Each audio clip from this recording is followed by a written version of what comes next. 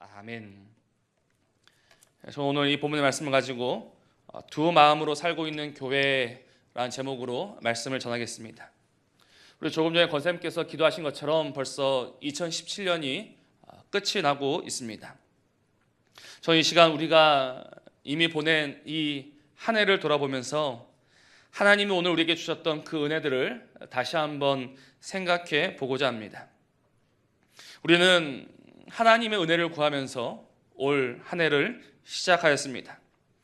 하나님의 도우심이 아니면 안 된다라는 이 믿음으로 예배하며 기도하며 결단하면서 2017년을 그렇게 시작하였습니다. 어떻습니까? 정말 올 한 해 이 하나님의 은혜로만 살아오셨습니까? 아니면 올 한 해는 내 힘으로 살아왔다라고 생각하십니까? 참 가만히 생각해 보면 하나님의 은혜 아니었던 것이 없습니다. 모든 것이 하나님의 은혜입니다. 저는 올 한 해 참 감사함이 많습니다. 그 중에서도 이 시간 고백하고 싶은 것은 하나님께서 저에게 주신 그 은혜 가운데 저의 막내딸을 돌봐 주신 것입니다. 작년에 제 막내딸이 그렇게 발달이 빠르지가 않았습니다. 아기들은 태어나면서 이렇게 성장 발달 검사라는 것을 하는데요. 보통 그 검사를 하면 100점 만점에 평균 90점은 나옵니다. 그런데 이루미가 그때 검사했을 때 점수가 몇 점이었냐면 0점에서 5점이었습니다. 그 결과를 보면서 참 만감이 교차했었습니다. 근데 감사한 것은 하나님이 제 막내딸의 이름이 이룸인데요. 이 이름처럼 모든 것을 이루어 가고 계신다는 사실입니다. 앉지도 못하던 그 아이를 하나님께서 앉혀주셨고 또 스스로 서게 하셨고 그리고 지금은 서툴지만 혼자서 걸어가고 있습니다. 하나님께서 하나씩 하나씩 만져주시고 또 완전하게 이루실 줄로 믿습니다. 이 모든 일을 옆에서 보면서 깨달은 것이 한 가지 있습니다. 자녀를 키우는 것도 결국은 하나님의 은혜다라는 것이었습니다. 이미 첫째와 둘째를 키워보았습니다. 근데 그 첫째와 둘째를 키우면서 정말 하나님의 은혜로 되는 것이 이런 것이구나라고 사실 깨닫지 못했습니다. 그런데 이 작은 막내를 보면서 하나님께서 하셔야 하는구나, 하나님의 은혜가 아니면 안 되는구나라는 것을 다시금 배우고 있습니다. 사람이 모든 것을 할 수 있을 것 같으나 사람이 할 수 없는 것이 너무나도 많습니다. 그 어린아이를 안고 참 많은 병원을 다녔습니다. 많은 검사도 받았습니다.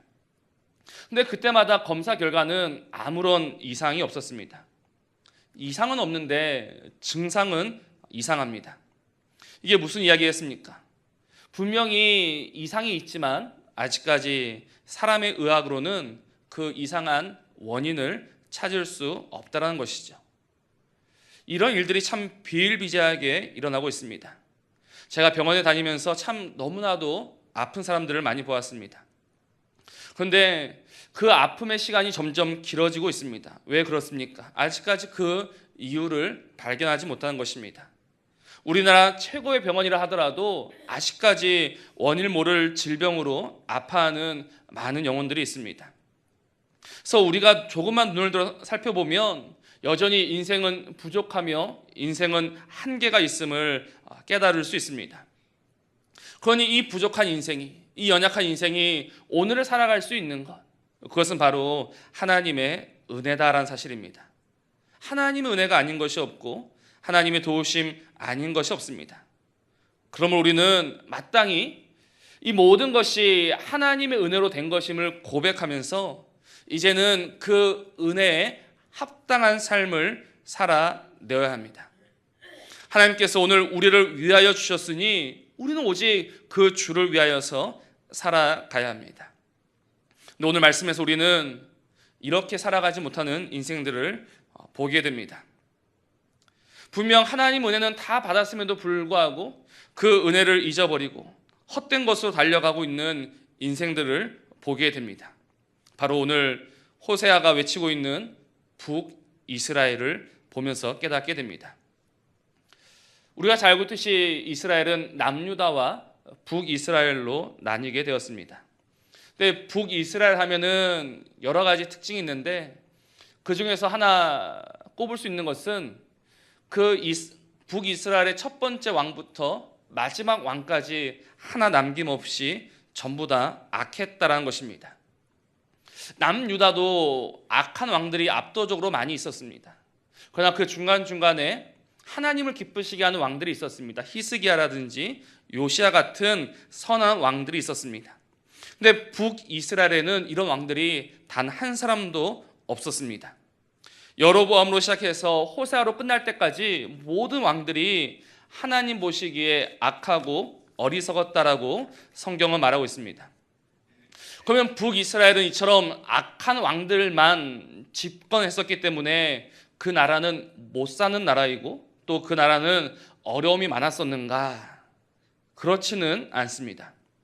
오히려 이 남유다보다도 월등하게 잘 살았던 나라가 북이스라엘입니다.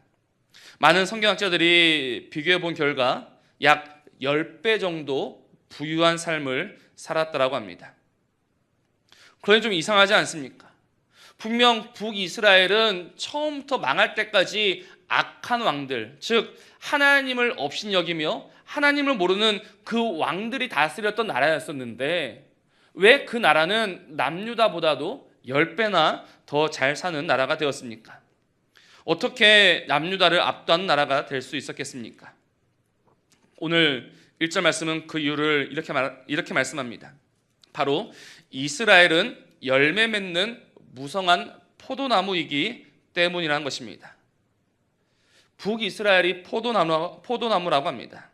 포도나무는 하나님의 은혜의 상징입니다. 창세기 마지막 부분에 보면 야곱이 마지막 순간에 자신의 아들들에게 축복하는 말씀이 나옵니다. 그 중에서 야곱이 유다에게 이렇게 축복하죠. 규가 유다를 떠나지 아니하며 통치자의 지팡이가 그 발 사이에서 떠나지 아니하기를 실로가 오시기까지 이르리니 그에게 모든 백성이 복종하리로다. 그의 나귀를 포도나무에 매며 그의 암나귀 새끼를 아름다운 포도나무에 맬 것이며 또 그 옷을 포도주에 빨며 그의 복장을 포도즙에 빨리로다 라고 합니다. 야곱이 유다의 그 번성을 이야기하면서 주로 이야기하는 것이 무엇이냐면 포도나무입니다. 유다는 그 나귀를 포도나무에 맬 것이고 그 옷을 포도주에 빨 것이라고 합니다. 이것은 앞으로 유다가 누릴 평안과 번영을 의미합니다. 다시 말해서 이 포도나무라는 것은 하나님의 은혜의 상징입니다. 그래서 이스라엘이 솔로몬 때 가장 큰 번영을 누렸지 않습니까? 그 번영을 이렇게 말합니다. 솔로몬이 사는 동안에 유다와 이스라엘이 단에서부터 브엘세바에 이르기까지 각기 포도나무 아래와 무화과 나무 아래에서 평안히 살았더라라고 합니다. 이 포도나무와 무화과 나무 아래에서 살았다는 것이 바로 하나님의 은혜로 번영과 평화를 누리며 살았다는 것입니다. 그래서 오늘 1절 말씀에서 이 북이스라엘을 가리켜서 열매 맺는 풍성한 포도나무다라는 이 말씀은 북이스라엘이 지금 누리고 있는 모든 번성과 모든 은혜와 모든 복은 하나님으로 인한 결과임을 의미합니다. 북이스라엘이 풍성한 열매를 맺을 수 있음은 하나님이 은혜를 주신 결과입니다. 그 땅의 악함에도 불구하고 그 땅의 어리석음에도 불구하고 하나님이 은혜를 주심으로 그 나라가 이 부요와 번영을 누리고 있는 것이죠. 그러면 제가 앞서 말씀드린 것처럼 이 하나님의 은혜를 받았으면 북이스라엘은 은혜에 합당한 삶으로 나아가야 합니다. 그것이 옳은 것입니다. 그런데 북이스라엘은 어떻게 하였는가? 그 열매가 많을수록, 그 은혜가 많으면 많을수록 북이스라엘은 제단을 많게 하고 주상을 꾸몄다라고 오늘 1절은 이야기합니다. 이는 우상 숭배했다라는 의미입니다. 하나님이 주신 그 많은 열매를 가지고 바알을 위한 제단을 만들었고 아세라와 같은 주상들을 만들어내는 일에 열심이었다는 사실입니다. 은혜는 누가 주셨습니까? 하나님이 주셨습니다. 그러나 그 은혜의 열매는 고스란히 바알과 아세라에게 가져다 바치고 있습니다. 이것이 이스라엘의 악함이고 이스라엘의 고질병입니다.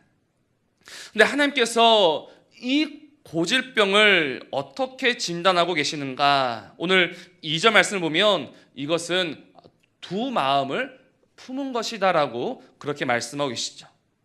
그렇습니다. 지금 하나님의 은혜를 가지고 엉뚱한 짓을 하며 살아가는 것을 오늘 성경은 두 마음을 품은 것이다라고 합니다. 하나님에게 은혜를 받아놓고는 그 은혜를 가지고 하나님도 섬기고 세상도 겸하여 섬기는 것은 두 마음이라는 병을 얻었다는 것과 마찬가지입니다. 그리고 이 두 마음이 다시 하나가 되지 못하면 결국은 죽는다고 오늘 말씀 우리에게 경고하고 있습니다. 사랑하는 성도 여러분, 오늘 이스라엘이 걸려있는 이 두 마음이라는 병은 늘 우리 안에도 자리 잡고 있습니다. 두 마음이 무엇입니까? 바로 하나님도 사랑하고 세상도 사랑하는 것입니다. 북이스라엘이 하나님에게 많은 은혜를 받았습니다. 그 은혜를 가지고 많은 열매를 맺었습니다. 그런데 그 열매를 헛된 우상에게 주어버리고 맙니다. 그런데 이때 이스라엘이 하나님은 완전히 무시하고 살았는가? 그렇지 않습니다. 그들은 바알과 아세라를 섬겼던 그들은 또한 하나님을 섬겼습니다. 참 열심히 하나님을 섬겼습니다. 그러나 문제는 그들이 바알과 아세라도 섬겼다는 것입니다. 어떻습니까? 오늘 내 안에는 이 두 마음이 없다라고 자신할 수 있습니까? 나는 오직 하나님만 사랑한다라고 오늘 우리가 자신 있게 말할 수 있습니까? 자신 있게 나는 하나님만 사랑합니다. 내 마음은 모두 하나님의 것입니다라고 고백해야 하는데 사실 그런 말이 쉽게 나오지 않습니다. 왜냐하면 우리는 우리의 마음을 너무나 잘 알고 있기 때문입니다. 우리는 살아가면서 이 세상에 마음이 빼앗길 때가 한두 번이 아닙니다. 나를 나되게 하시는 하나님이시기에 오직 주를 위하여 살겠노라라고 다짐하지만 어느새 우리의 마음은 이 세상과 하나가 되어 있습니다. 이것이 바로 우리 안에 자리 잡고 있는 두 마음입니다. 오늘 성경은 이 두 마음에 대해서 어떻게 진단하고 있는가? 이 두 마음을 가지고 있으면 더 이상 하나님을 두려워하지 않는다라고 합니다. 즉 다시 말해서 오늘 내 삶 속에 하나님을 향한 두려움이 없으면 그것은 두 마음을 품고 있는 것이다라고 보시면 되겠습니다. 여호와를 두려워하지 않는다. 이것은 하나님의 말씀을 절대적인 것으로 받아들이지 않는다라고 해석하시면 되겠습니다. 그렇습니다. 이스라엘이 하나님을 두려워한다면, 이스라엘이 참으로 하나님을 두려워했다면 그들은 하나님의 말씀을 절대적으로 여겼을 것입니다. 그 말씀 앞에 전적으로 헌신하였을 것입니다. 그런데 하나님을 두려워하지 않으니 그 말씀을 두려워하지 않습니다. 그 말씀을 절대적인 것이 아니라 내 상황과 형편에 맞춰서 해석하고 필요한 것은 받아들이고 불편한 것은 버려버리고 마는 것입니다. 오늘날 이 세상은 절대적인 것을 극단적으로 싫어하는 세상입니다. 모든 것이 상대적이다라고 외치고 있습니다. 세상이 기독교를 왜 미워하겠습니까? 그것은 바로 우리 기독교만이 가지고 있는 절대성 때문입니다. 그러나 세상이 아무리 공격하고 세상이 아무리 우겨도 우리는 이것을 포기할 수가 없습니다. 왜냐하면 예수님께서 내가 곧 길이요 진리요 생명이다라고 말씀하셨기 때문입니다. 나로 말미암지 않고는 아버지께로 올 자가 없다라고 하셨습니다. 천하 만민의 구원받을 만한 다른 이름을 주신 일이 없다라고 하셨습니다. 그런데 세상은 우깁니다. 세상은 얼마든지 바깥에도 구원이 있다라고 합니다. 그러나 그들이 아무리 핏대를 세고 달려든다 하더라도 우리는 그들과 양보할 수 없고 타협할 수 없습니다. 이것이 바로 말씀의 절대성입니다. 하나님께서 말씀하신 것에 있어서는 정말 목숨 걸고 살아가는 것이 하나님을 두려워하는 것이요 한 마음으로 살아가는 것입니다. 그런데 오늘날 세상은 하나님을 모르니 그런 말을 할 수 있다라고 칩시다. 근데 정작 문제가 무엇이냐면 이 하나님을 안다라고 하는 교회가, 하나님을 섬긴다는 교회가 이 말씀의 절대성을 점점 포기하며 살아가고 있다는 것입니다. 하나님의 그 아들의 피로 세워진 이 교회가 점점 하나님의 말씀을 포기하고 있습니다.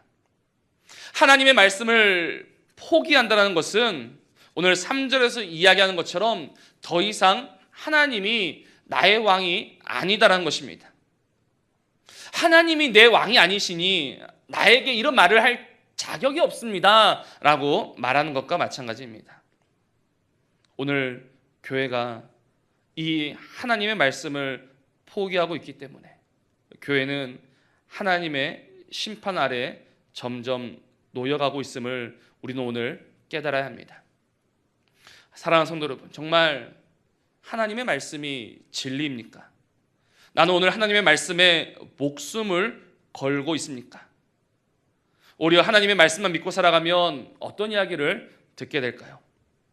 고리타분하다라고 옆에서 수군거릴 것입니다. 왜 그렇게 융통성이 없냐라고 우리를 힐난할 것입니다. 왜 그렇게 시대에 뒤처져서 살아가냐고 우리를 욕할 것입니다. 근데 이 모든 비난과 이 모든 야유 앞에서도 정말 이 하나님의 말씀에 목숨 걸고 살아갈 그런 자신이 계십니까? 어떤 집사님이 회사에서 그 능력을 인정받아서 빠른 승진의 길을 걸어가고 있었습니다. 어느새 임원의 자리가 눈앞에 보입니다. 임원 발령이 확정적입니다. 그동안 수고했던 그 모든 일들에 대한 보상을 받는 기분이었습니다. 근데 한 가지 문제가 생겼습니다. 그것이 무엇이냐면 회사의 임원이 되면 한 달에 2번 그 주일마다 있는 임원 워크숍에 참여해야 한다는 것입니다. 지금까지는 회사 생활을 하면서 주일 성수에 아무런 문제가 없었는데 이제 임원이 되면 어쩔 수 없이 한 달에 2번은 주일을 빠져야만 하는 그런 상황이 되고 말았습니다. 그래서 고민하고 기도합니다. 과연 어떻게 할 것인가? 그래서 해결이 되지 않아서 섬기는 교회 목사님에게 상담하러 갑니다. 목사님, 어떻게 해야겠습니까? 그러면 대다수의 목사님들이 같이 기도해 봅시다 이렇게 이야기를 하죠. 근데 이 목사님은 같이 기도해 봅시다 이렇게 이야기하는 것이 아니고 별 문제 있겠습니까? 회사를 그만두시면 됩니다. 이렇게 이야기를 하시더란 겁니다. 아무런 대책이 없습니다. 다른 길은 없습니다. 지금 회사를 그만두는 것이야말로 미련하고 어리석은 짓인데 세상의 표현으로 하면 고작 그 주일 때문에 이 임원 자리를 포기할 것인가? 너무나 어려웠다고 합니다. 근데 하나님이 은혜를 주셨습니다. 하나님이 그 마음에 은혜를 주시니 주일을 포기하는 것이 아니라 임원 자리를 포기하게 되더라는 것입니다. 임원으로 발령받기 하루 전 사표를 내고 나왔습니다. 물론 뒷일은 보장되어 있지 않습니다. 그런데 하나님께서 분명 지금까지 인도하셨고 또 앞으로 그분이 나를 인도하실 것을 믿으니 그 절대적인 말씀 앞에 내 문제는 포기가 되더라는 것입니다. 사랑하는 성도 여러분, 만약 우리가 그 입장이 되었다라고 한번 생각해 보시기 바랍니다. 계속 이런 표현을 써서 죄송하지만 고작 주일 때문에 이 안정된 직장과 물질을 포기할 수 있을 것인가? 근데 우리의 왕, 우리 하나님은 바로 그것을 요구하십니다. 우리는 얼마든지 협의할 수 있고 타협할 수 있고 절충안을 만들 수 있다고 하는데 하나님은 타협 불가를 외치십니다. 하나님은 양보는 없다라고 하십니다. 하나님은 이처럼 우리의 두 마음이 있어서는 그 누구보다 그 무엇보다 단호하게 대처하십니다. 단호하게 말씀을 우리를 몰아가십니다. 어떻게 하시겠습니까? 언제까지 이 두 마음 사이에서 갈등하며 고민하며 살아가실 것입니까?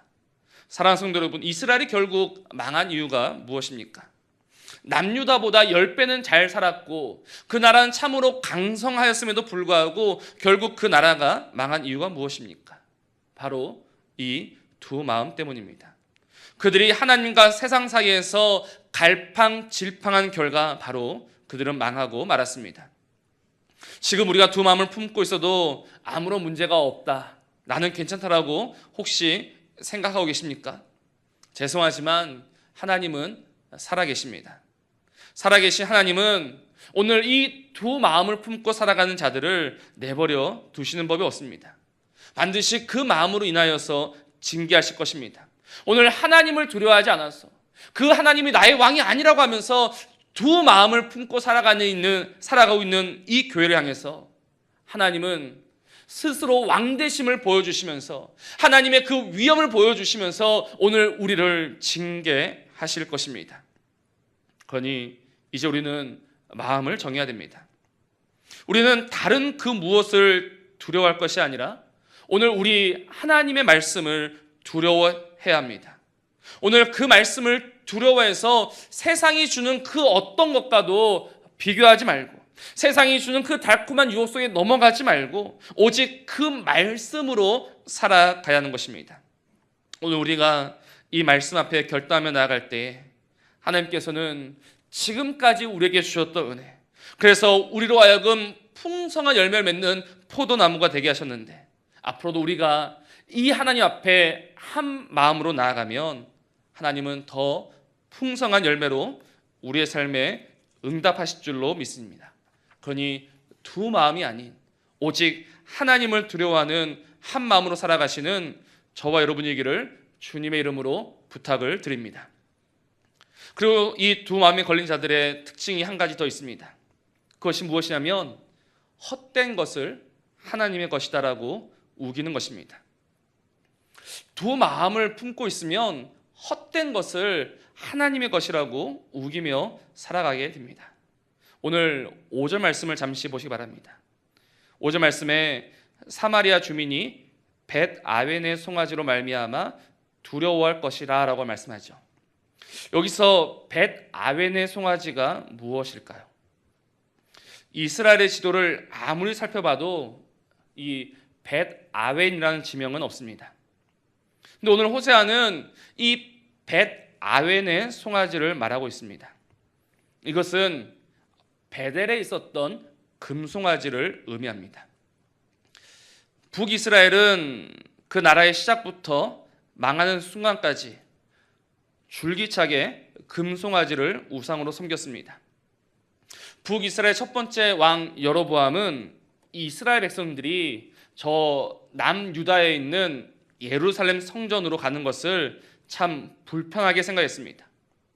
그들이 지금 예루살렘으로 갔다가 안 돌아오면 어떻게 하나라고 고민합니다. 그래서 그 나라를 시작하면서 어떻게 했느냐, 그 북이스라엘의 제일 북쪽인 단, 또 가장 남쪽인 베델에 금송아지를 만들어 세웠습니다.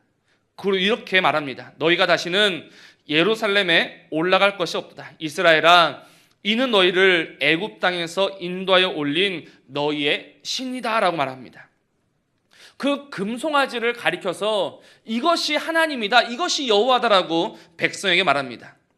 그래서 백성들은 그 금송아지가 하나님인 줄 알고 섬겼습니다.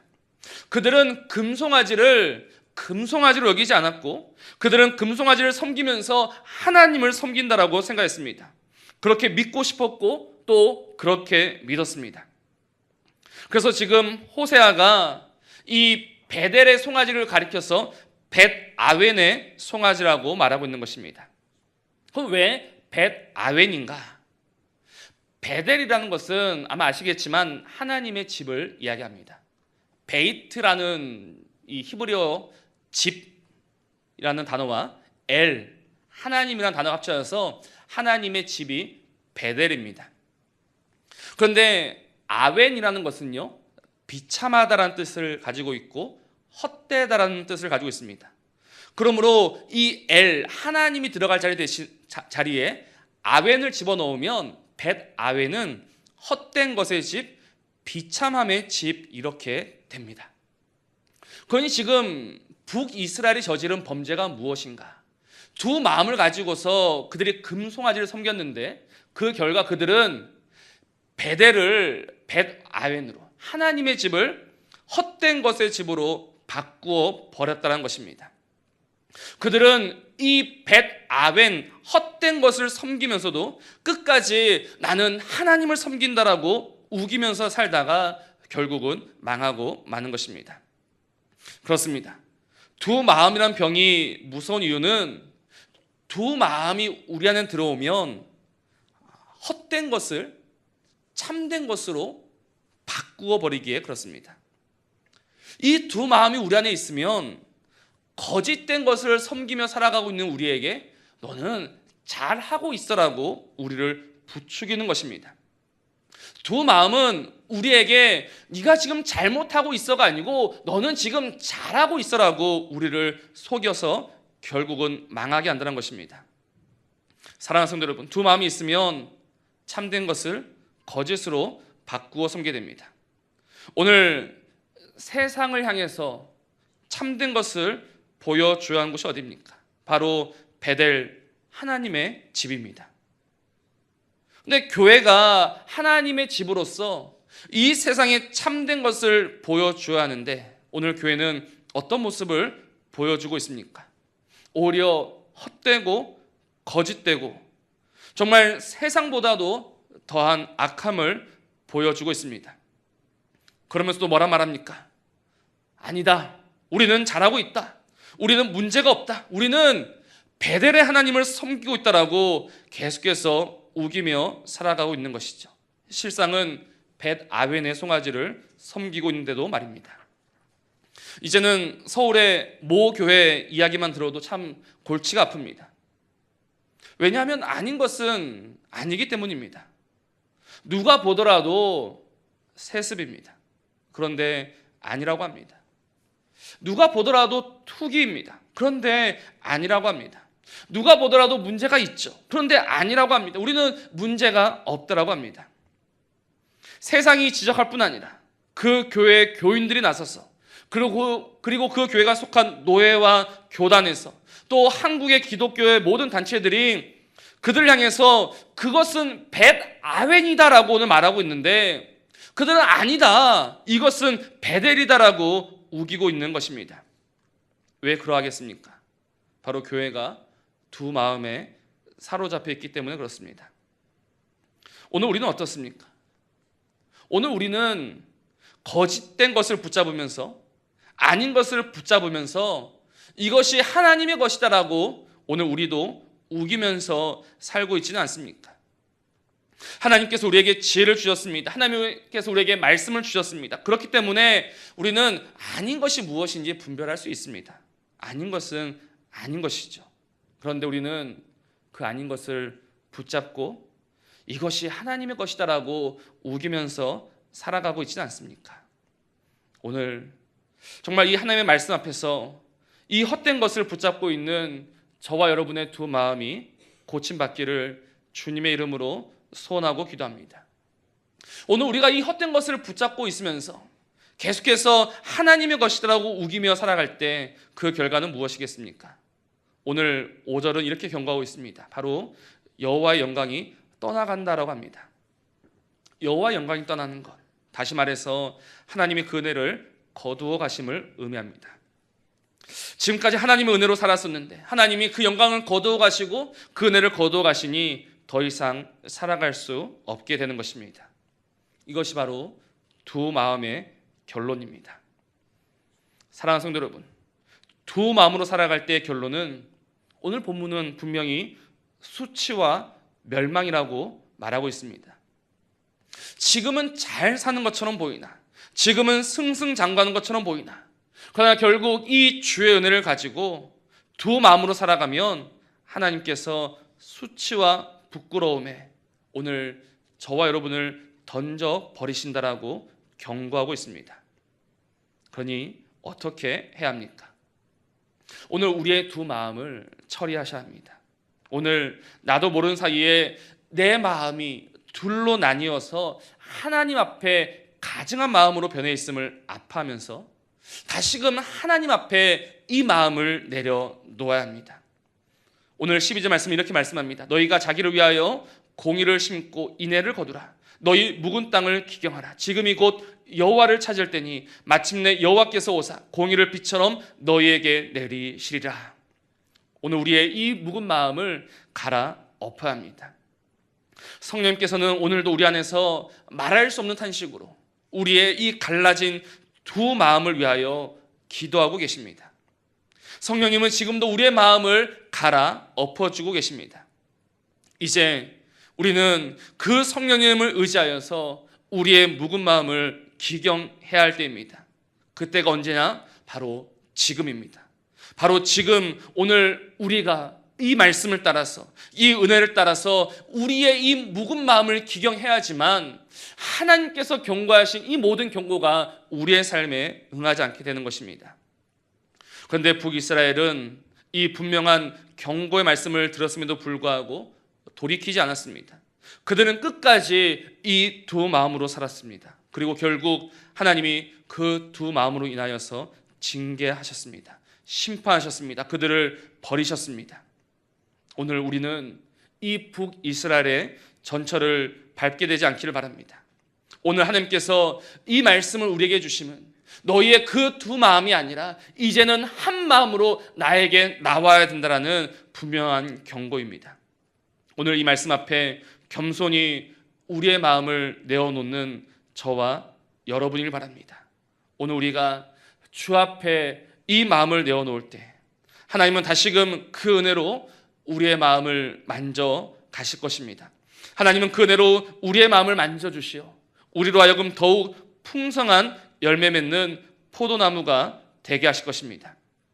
하나님은 그 은혜를 거두어가지 아니하실 것이며 지금까지 우리가 맺었던 것보다도 더 놀라운 열매를 맺어가게 하실 것입니다. 오직 한 마음으로 주 앞에 나아갈 때 이 모든 은혜가 허락될 줄로 믿습니다. 그러니 더 이상 두 마음으로 살아가지 마시고 이 두 마음 때문에 망하는 길로 달려가지 마시고 오직 주께서 우리를 찾고 부르실 때에 이 한 마음으로 주 앞에 나아가는 저와 여러분이기를, 그래서 주 앞에 열매 맺는 풍성한 포도나무가 되시기를 주님의 이름으로 소원하고 기도합니다.